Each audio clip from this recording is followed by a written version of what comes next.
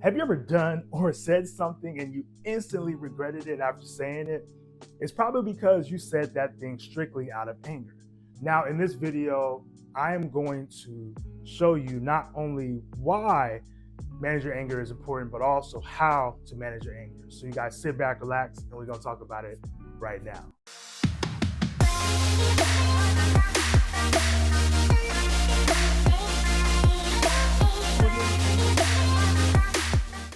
What's going on, y'all? My name is Terrence, Stewart, men's mental health expert, licensed therapist in the state of California and Texas. And I wanted to break this down specifically around anger because I feel as if there's a misconception around anger, and also a lot of folks don't know how to manage their anger. Now, before we get into how to cope with anger, we have to understand what anger actually is.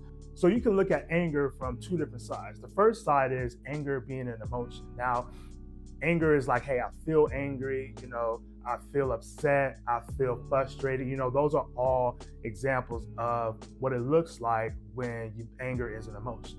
Now, there's nothing wrong with being angry or being upset or being frustrated. The issue becomes when anger becomes behavior. Now, when anger is behavior, it's a whole different ballgame, right? Because now this is an outward expression of how you feel internally.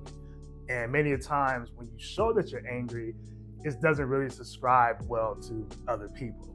So sometimes that may look like, getting physical. Sometimes that may just look like facial expression. Sometimes that may just like, your energy is just off and other people just picking up on it. And many times, we get the two confused. It's nothing wrong with how you feel, whether it's you feel happy, sad, frustrated, angry. It's just more so about how do you process it and internalizing how it shows up for you. Now, again, it's very hard to say, hey, don't ever be angry, or don't ever be upset or be frustrated.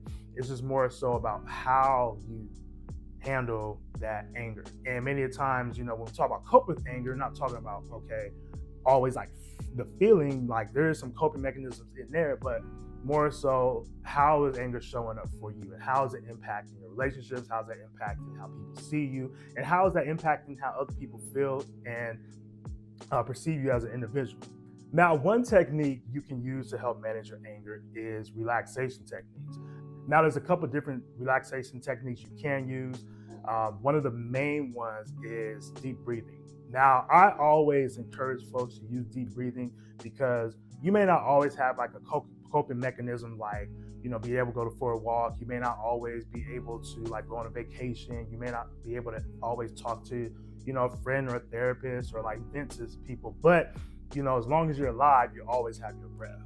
Now, with deep breathing, what that does is helps regulate your body, because many times when you are angry, your body is just dysregulated, right? So like stress is coming up, your blood pressure may be up, you may have a headache, you may have all these different things. But when you're under anger, when you're under the feeling of anger, your body is responding. Your body's going to keep score on what that anger is looking like. And many times what happens is your body is being restricted of oxygen.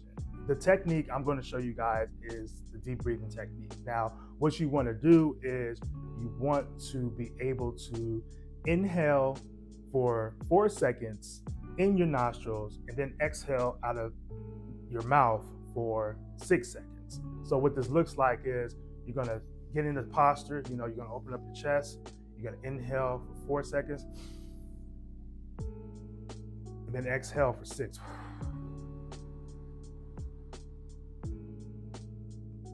Inhale for 4.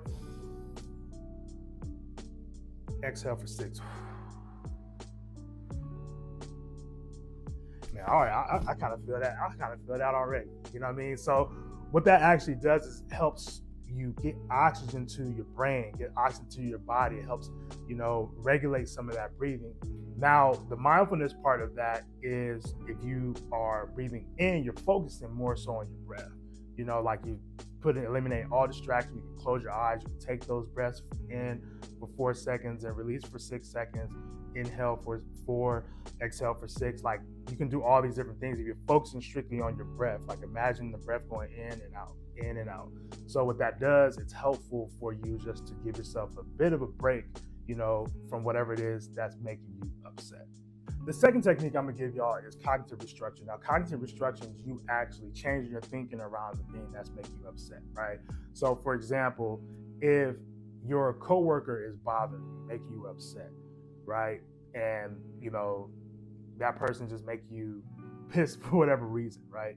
So under that, we can think about, okay, one way we can do cognitive reconstruction is, you know, is there a real reason to be upset?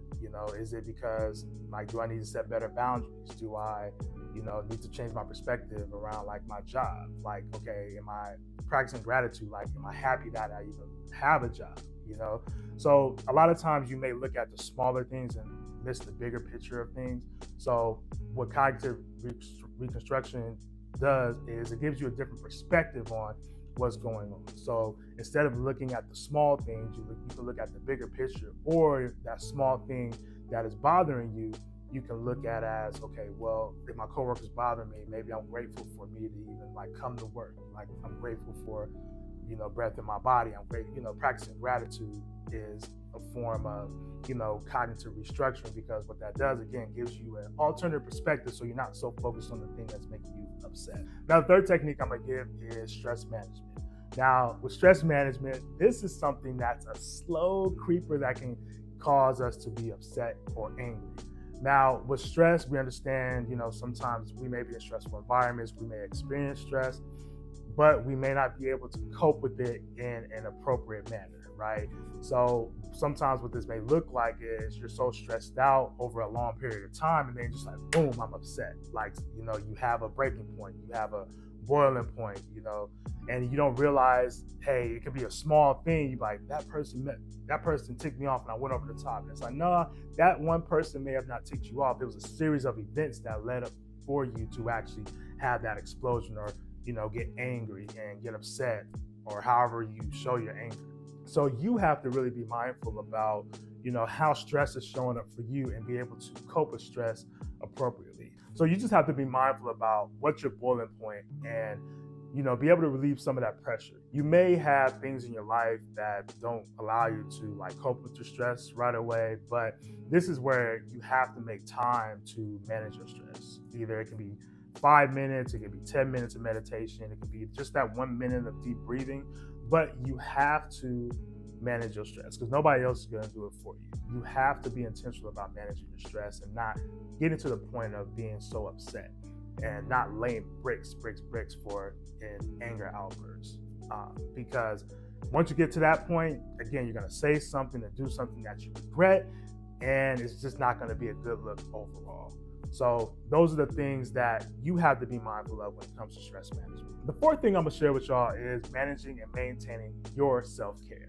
Now, self-care, I know when we think about self-care, you may think about, vacation, you may think about going out and, like, spending a bunch of money, but the important part of this is maintaining self-care. So maintaining is doing things on a more regular basis and setting up a routine for you to be able to pour back into yourself. Because many of times what happens is, with anger, it may come up because you're not taking care of yourself. You may be frustrated at something, or you may build up a lot of resentment, and you're not, processing that resentment appropriately. Now, self-care, again, doesn't have to be super lavish, doesn't have to be super extravagant. It can be 10 minutes throughout your day. It can be 20 minutes or even the 30 minutes that you have just strictly to yourself.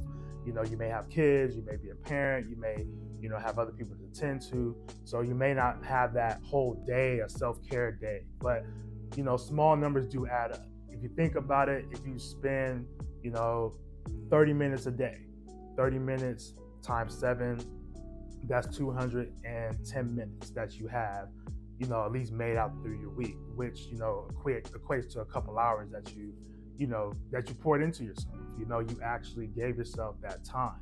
So you can't say, like, hey, I didn't have no time. It's probably not that whole 24 hours that you want, but you did get a couple hours within the week to be able to pour back into yourself.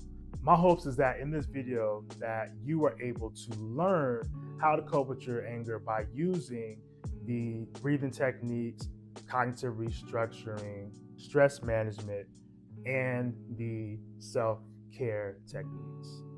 I appreciate y'all for tapping in. You guys be well, be safe. My name is Terrence Stewart. Y'all take care. Peace.